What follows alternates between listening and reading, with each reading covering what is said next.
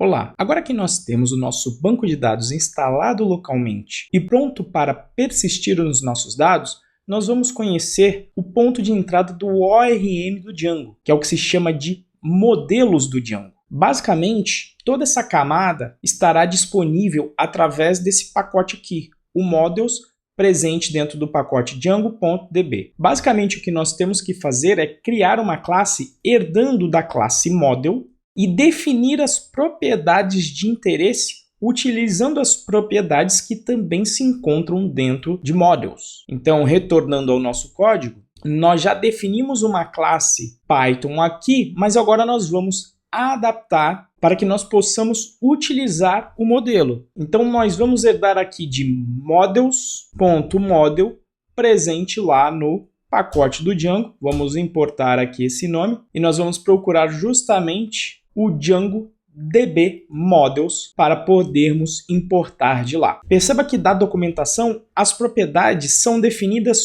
de uma forma semelhante a atributos de classe, mas na realidade esses atributos se comportarão como atributos de instância. Se você quiser saber com mais profundidade sobre isso, você pode conferir o módulo Python para Pythonistas, onde nós abordamos aqui essa construção que se chama descriptor. Mas você não precisa entender profundamente isso para trabalhar com o ORM. Aqui nós já definimos então algumas propriedades.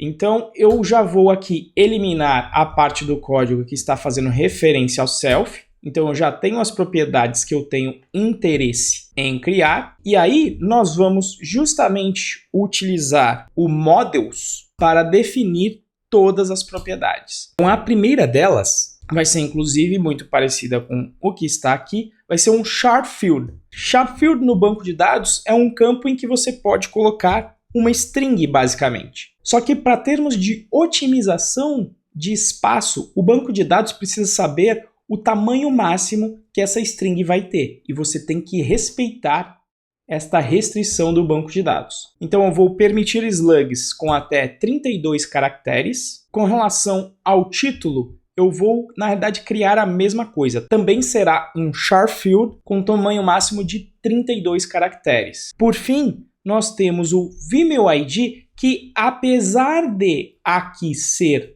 um inteiro, pode ser que de repente eles decidam colocar caracteres alfanuméricos para este código. Então, ainda assim, eu usarei também um char field, onde eu vou deixar aqui o espaço de 32 caracteres. Para finalizar, eu tenho que tirar aqui a indentação desses elementos. Feito isso, eu tenho que corrigir a criação de um modelo. Aqui não é possível criar o modelo por justaposição, ou seja, com esse elemento sendo o slug, esse o título e esse o VimeuID. Para criar um modelo, você deve utilizar o construtor e sempre utilizar os parâmetros de forma nomeada. Então vamos fazer aqui para os dois slug igual motivação. Aqui para a instalação, esse é o elemento respectivo ao título. E finalmente, este elemento aqui é respectivo ao VimeuID, relembrando que como eu transformei o tipo em string, eu tenho que respeitar o tipo que eu defini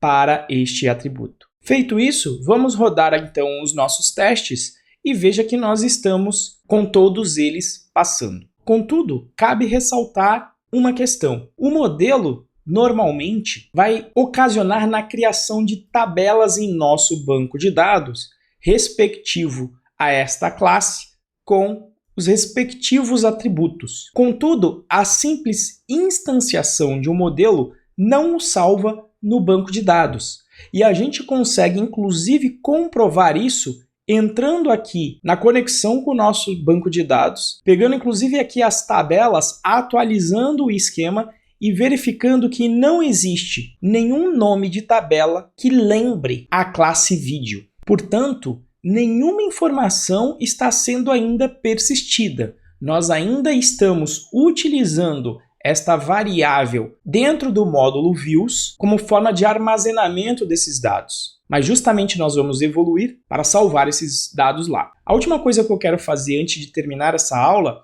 é que a estrutura de apps do Django, do MVT, que nós já vimos inclusive, prevê que os modelos fiquem presentes aqui no Models. E nós fizemos inclusive isso logo na primeira sessão para personalizar o usuário. Então, o que eu vou fazer aqui é uma refatoração para remover esta classe de vídeo daqui. Então, eu vou vir aqui em Refactor, Move, e aí eu vou mover a minha classe de vídeo para um módulo chamado Models.